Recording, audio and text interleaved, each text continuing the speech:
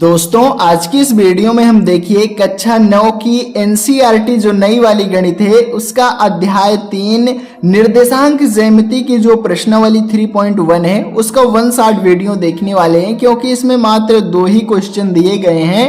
तो इन दोनों क्वेश्चन को हम बहुत आसान तरीके से सॉल्व कर लेंगे।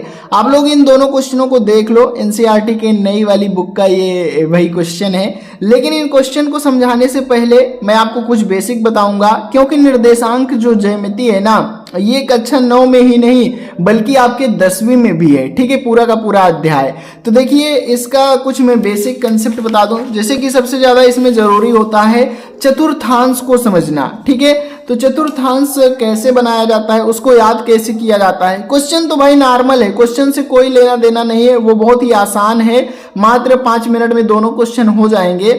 लेकिन उससे पहले ये जो जरूरी है चतुर्थांश बनाना, याद करना, क्योंकि 10वीं में इससे क्वेश्चन बहुत आते हैं और 9वीं में भी आ सकते हैं। ठीक है, तो देखिए आपको मैं बता देता हूँ, क्वेश्चन इसके इंपॉर्टेंट नहीं है, जो ये मैं बताने जा रहा हूँ ये इंपॉर्टेंट है, क्वेश्चन भी बताऊंगा। सबसे पहले आपको इस प्रकार से 2 लाइन बराबर से खींच लेना है, ऐसे ऊर्ध्वाधर और क्षैतिज रूप में। ठीक है, तो इस प्रकार से देखिए मैं ये 2 लाइन खींच लिया। ठीक है, अब इसके बारे में थोड़ा सा मैं आपको बता दूं इन लाइन के बारे में। तो देखिए ये जो लाइन ऐसी खींची गई इसे हम बोलते हैं क्षैतिज रेखा। इसे क्या बोलेंगे? इसे हम बोलेंगे क्षैतिज रेखा। ठीक है, आप लिखते जाइए, कॉपी पेन रख लीजिए और लिखते जाइए। ठीक है, कॉपी पेन साथ में लेकर बैठिए भाई, क्योंकि जिस तरह से मैं पढ़ा रहा हूँ ना इस प्रकार से अगर पढ़ लोगे तो यकीन मानो कभी कोचिंग नहीं लगाना पड़ेगा। 10वीं में टॉप करोगे, 9वीं में तो करोगे ही करोगे। ठीक है, इसे हम बोलते हैं क्षैतिज रेखा और एक्स अक्ष बोलते हैं। क्या बोलते हैं? एक्स अक्ष। ठीक है, इसे आप नोट कर लेना। क्षैतिज रेखा ये जो पड़ी हुई लाइन है इसे हम क्षैतिज रेखा बोलते हैं और एक्स अक्ष बोलते हैं। ठीक है, और ये जो खड़ी हुई लाइन है, ठीक है, ये जो खड़ी हुई लाइन है इसे हम बोलते हैं क्यों? ऊर्ध्वाधर रेखा। खड़ी है तो मतलब ये ऊर्ध्वाधर रेखा। ठीक है, यहाँ लिख लो ऊर्ध्वाधर रेखा। और हम इसे बोलते हैं वाई अक्ष। क्या बोलते हैं इसे? इसे हम बोलते हैं वाई अक्ष। ठीक है, अब देखिए ये वाई अक्ष हो गया और ये एक्स अक्ष हो गया। ठीक है, अब ये एक्स अक्ष है तो ये एक्स डैश हो जाएगा, ये वाई है तो नीचे वाई डैश हो जाएगा। ठीक है, ये वाई डैश हो जाएगा।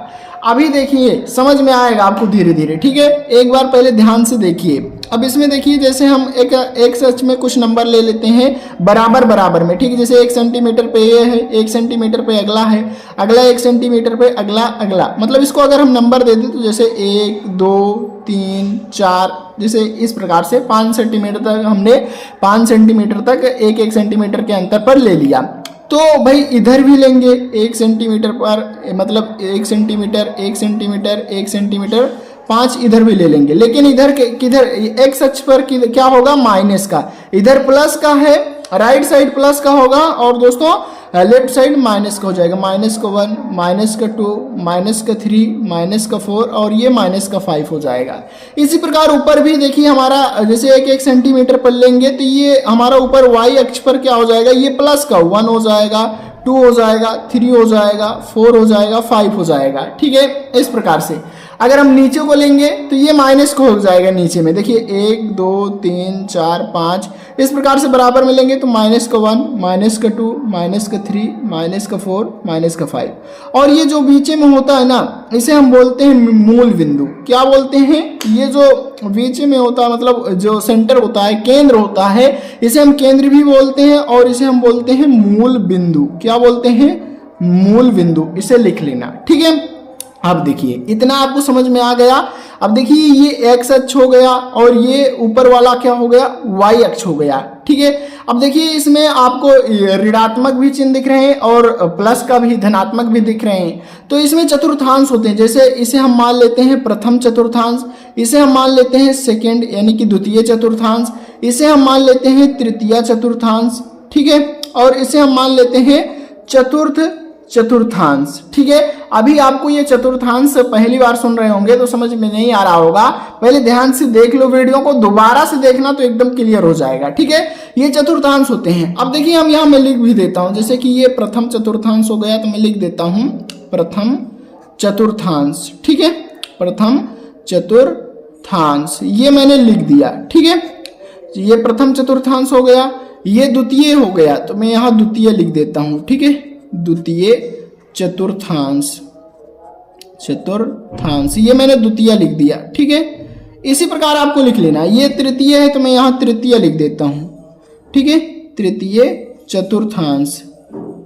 ठीक है, इसी प्रकार आपको लिख लेना है और याद कर लेना है कौन प्रथम होता है, कौन द्वितीय होता है, कौन चतुर्थ होता है, कौन तृतीय होता है। ठीक है, इस प्रकार ये क्या हो गया हमारा, ये हो गया चतुर्थ चतुर्थांश।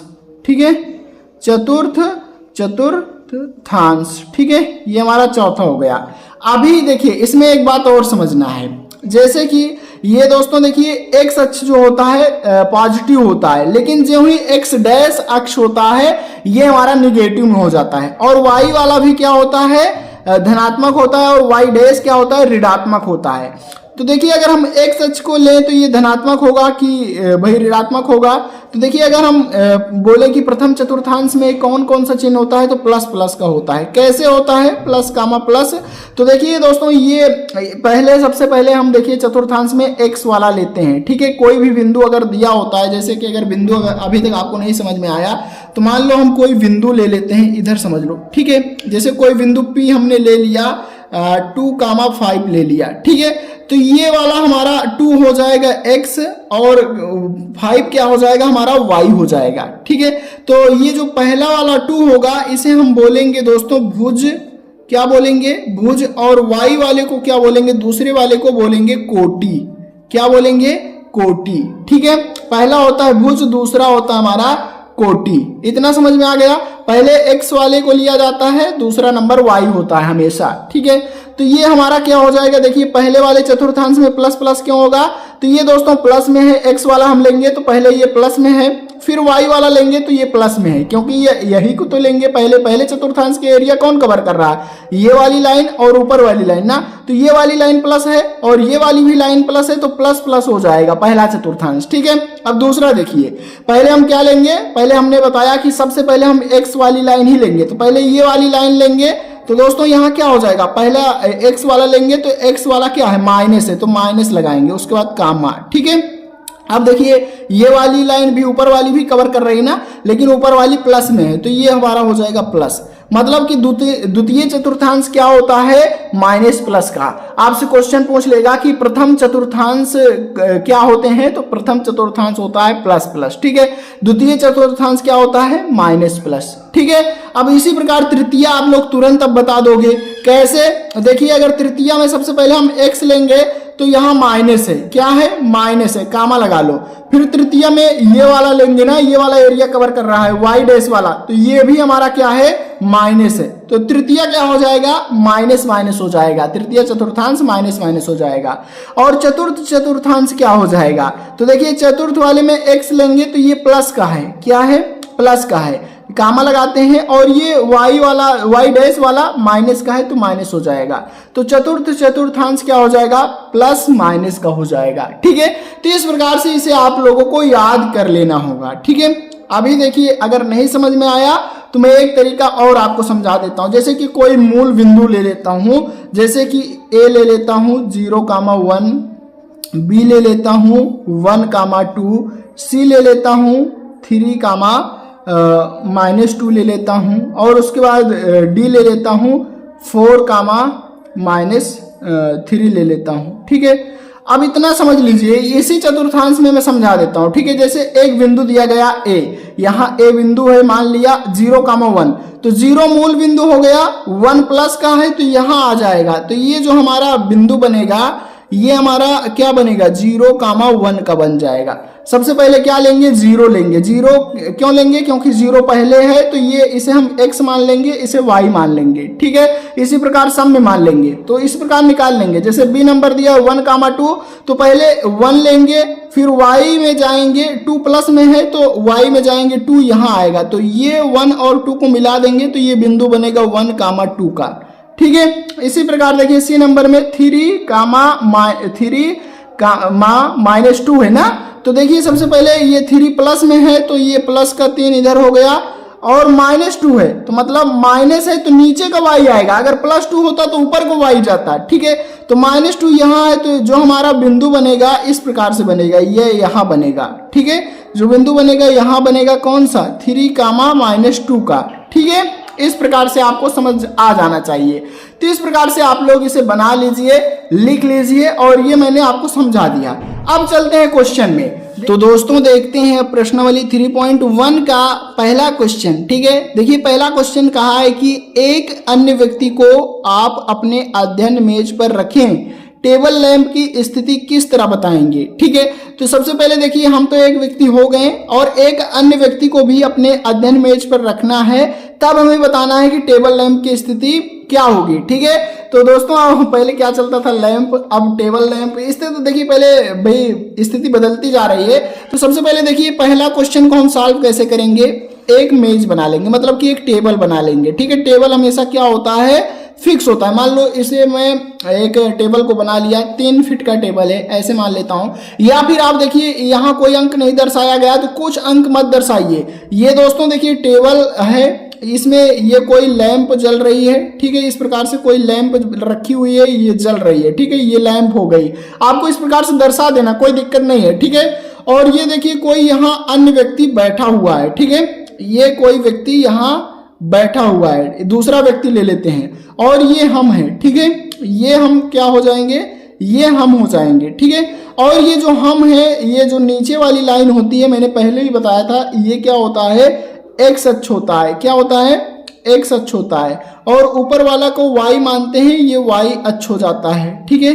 ये ऊपर वाला y अक्ष हो जाता है। अब इतना ही आपको दर्शाना था। यहाँ जो यहाँ से यहाँ तक की दूरी है वो हो जाएगी हमारी क्या, x वाली दूरी हो जाएगी, और यहाँ से मान लो ये व्यक्ति है, ये y वाली दूरी हो जाएगी। अगर हम दोस्तों टेबल की भाई अगर फीट में माने तो मान लो 1, 2 फीट 3 फीट का टेबल होता है, तो इसे हम 3 फीट का मान लेते हैं। तो 1 फीट की दूरी यहाँ है, दूसरी फीट की यहाँ, 3 फीट की यहाँ। तो दोस्तों इस प्रकार से इसको फीट में भी मान सकते हैं। या फिर दोस्तों आपको कुछ नहीं करना है, 1, 2, 3 कुछ नहीं मानना है। यहाँ दोस्तों सबसे पहले x वाला पॉइंट लिया जाता है, मैंने आपको पहले ही बताया, और दूसरा y वाला पॉइंट लिया जाता है। तो यहाँ x y हो जाएगा, ठीक है।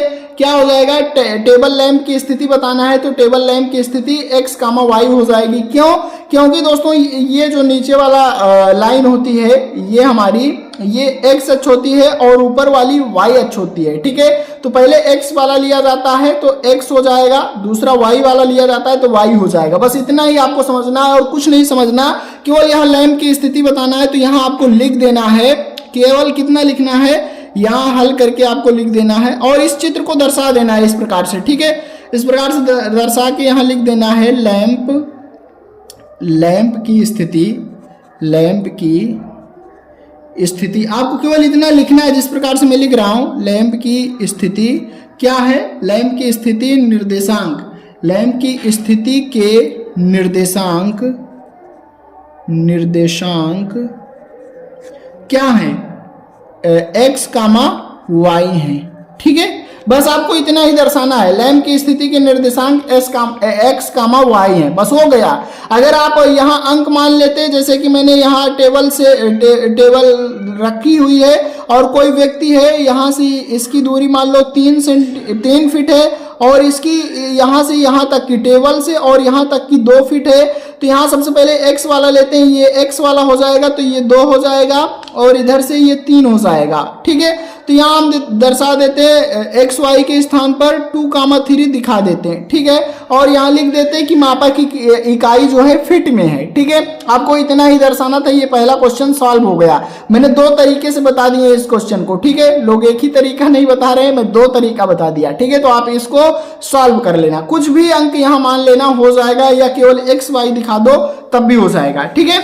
अब देखिए दोस्तों ये दूसरा नंबर क्वेश्चन, देखिए दोस्तों दूसरा क्वेश्चन एक सड़क योजना पर है और ये लास्ट क्वेश्चन है। देखिए इसमें कहा है कि एक नगर में 2 मुख्य सड़कें हैं जो नगर के केंद्र पर मिलती हैं। ये 2 सड़कें उत्तर दक्षिण की दिशा और पूर्व से पश्चिम की दिशा में हैं। नगर की अन्य सभी सड़कें इन मुख्य सड़कों के समांतर परस्पर 200 मीटर की दूरी पर हैं। प्रत्येक दिशा में लगभग 5 सड़कें हैं, मतलब कि हर दिशा में, जैसे कि 4 दिशा होती हैं, पूरब से पश्चिम, उत्तर से दक्षिण की ओर, मतलब कि हर एक दिशा में 5 सड़कें हैं। और 1 सेंटीमीटर बराबर 200 मीटर का पैमाना लेकर अपनी नोटबुक में नगर का एक मॉडल बनाना है। ठीक है, मतलब कि जो 200 मीटर है उसे 1 सेंटीमीटर मान लेना है। ठीक है, सड़कों को एकल रेखाओं से निरूपित कीजिए, मतलब कि जो सड़कें हैं एक एक रेखा से हमें दर्शाना है। और देखिए क्या कहा है इसको, और देखिए ये बड़ा क्वेश्चन है। ठीक है, देखिए आपके मॉडल में एक दूसरे को काटती हुई अनेक क्रॉस स्ट्रीट, मतलब कि क्रॉस स्ट्रीट का मतलब चौराहा होता है। ठीक है, क्वेश्चन पढ़ लीजिए, उत्तर एकदम हलवा है।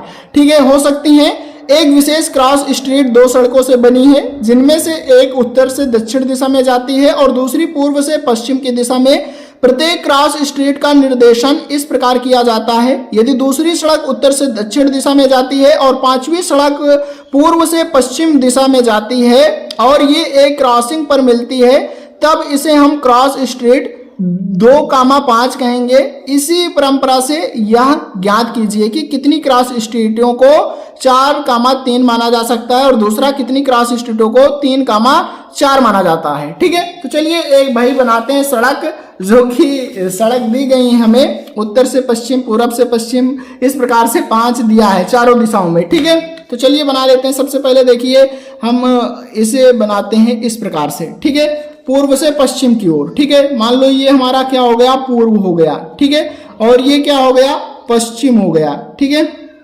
ये हमारा हो गया पश्चिम। और इस प्रकार से इसे मान लेते हैं, ये हमारा क्या हो जाएगा, इधर से ये हमारा हो जाएगा उत्तर, उत्तर से दक्षिण की ओर हो जाएगा। ठीक है, ये हमारा क्या हो जाएगा, दक्षिण हो जाएगा। इतना तो आपको समझ में आया। हर दिशा में 5-5 सड़कें हैं और ये 5-5 सड़कें बराबर बराबर हैं, 200 मीटर के बराबर पे, मतलब कि 200 मीटर के बराबर पे है। ठीक है, ये देखिए 5 सड़कें बराबर बराबर बना लीजिए, 3 हो गया, ये 4 हो गया और ये 5 हो गई। ठीक है, ये 5 सड़कें हो गई। अब देखिए इधर भी 5 सड़कें हैं तो इधर भी 5 सड़कें हैं। ठीक है, ये एक हो गई और ये दूसरी हो गई, ये तीसरी हो गई, ये चौथी हो गई, ये 5वीं, ये सब बराबर हैं। ठीक है, जैसे कि ये 1 है, 2 है, 3 है, 4, ये 5। ठीक है, इसी प्रकार इधर भी, जैसे कि ये हमारी मूल बिंदु हो गया, ये 1 हो गया, 2 3 4, देखिए 1 2 3 4 5, ये 5 सड़कें हो गई। ठीक है, अब देखिए इधर भी 5 सड़कें हैं। ठीक है, एक ये हो गई, 1 2 ये हो गई, 3 4 5, इसी प्रकार आपको दर्शाना है, पटरी से बढ़िया से बराबर से बनाना है। ठीक है, ये 5 हो गई। अब इसको भी नंबर दे दो, जैसे कि ये 1 हो गया, 2 3 4 5, ये हो गई। ठीक है, उसके बाद इधर भी है। ठीक है, मतलब कि ये नीचे साइड भी है, तो ये एक सड़क हो गई, दूसरी सड़क ये, तीसरी ये, चौथी ये, 5वीं ये, इस प्रकार से ये बन जाएगा। ठीक है, एक ये हो गया, नंबर दीजिए ना इसको भी, 1 2 3 4 5, इस प्रकार से इसको भी नंबर दे दीजिए। ठीक है, इतना हो गया। अब देखिए ये हमारा क्या होगा, इधर प्लस का होगा, इधर भी प्लस का होगा, लेकिन इधर माइनस का होगा और इधर भी माइनस का होगा। ठीक है, ये आपको समझ में आ गया, समझ में आ गया ना। अब देखिए इसे हम क्या मान लेंगे, 1-1 सेंटीमीटर मान लेंगे ना, 200 जो दिया गया है इसे हम 1-1 मान लेंगे। अब देखिए इसमें कहा है, पहला क्वेश्चन समझिए, देखिए पहला क्वेश्चन इसमें कहा है कि 2,5 कहेंगे। पहला क्वेश्चन देखिए, कितनी क्रॉस स्ट्रीटों को 4,3 माना जा सकता है। ध्यान से पढ़िए, क्वेश्चन बहुत आसान है। इसमें कहा है कितनी क्रॉस स्ट्रीटों को 4,3 माना जा सकता है। ठीक है, तो देखिए 4,3 मतलब प्लस में है, तो 4,3 सबसे पहले 4 लेंगे। ठीक है, क्योंकि ये x अक्ष होता है हमारा और ये y अक्ष होता है। ठीक है, तो सबसे पहले हम क्या लेंगे, 4 लेंगे, 1 2 3 4, ये 4 यहाँ आ रहा है, 4,3 बोला है ना, तो 4,3 मतलब y की तरफ 3, 1 2 3, ये यहां से जाकर यहां मिलेगा, तो ये बिंदु हो जाएगा 4,3। लेकिन 4,3 केवल एक ही बार होगा। अब 4,3 इधर नहीं होगा क्योंकि माइनस का हो जाएगा, सारा चिन्ह बदल जाएगा, तो हमेशा क्या होगा, एक ही बार एक बिंदु आएगा। ठीक है, इस प्रकार से सेम वाला, तो यहाँ क्या हो जाएगा, यहाँ का पहला उत्तर हो जाएगा केवल एक बार। यहाँ पहले में लिखेंगे, चलिए लिख देते हैं केवल एक बार। आप इसी प्रकार लिखना जिस प्रकार से मैं लिख रहा हूं, ठीक है। केवल एक बार, केवल एक बार, देखिए यहां लिखना है केवल एक बार क्रॉस स्ट्रीटों को, क्रॉस स्ट्रीटों को 4,3 माना जा सकता है, 4,3 माना जा सकता है, ठीक है। केवल आपको इतना ही लिखना है। अब दूसरे में क्या कह रहा है, देखिए दूसरा कह रहा है, यहां देखिए ध्यान से, ये दूसरा है कितनी क्रॉस स्ट्रीटों को 3,4 माना जा सकता है, ठीक है। तो इसमें भी केवल एक ही बार होगा, 3,4 बता रहा है ना। तो देखिए इसमें देखिए सबसे पहले 3 प्लस की मतलब एक्स अक्ष की तरफ प्लस वाले की तरफ ये 3 हो गया और इधर ये 4 हो गया, तो यहाँ आ रहा है ये, ठीक है। यहाँ 3,4, तो इसमें भी तो केवल एक ही बार माना जाएगा। तो दूसरे में भी ऐसे ही लिखना है कि केवल एक बार, केवल एक बार, एक बार। बाकी और अपने से सेम टू सेम इसी प्रकार लिख देना, जो है मतलब केवल एक बार क्रॉस स्ट्रीटों को इस बार 3,4 लिख लेना। यहाँ क्या लिख देना, 3,4 माना जा सकता है, ठीक है, माना जा सकता है, ठीक है। बस हो गया, इतना ही आपको लिखना था। ये प्रश्नावली हमारी समाप्त हो गई। धन्यवाद दोस्तों।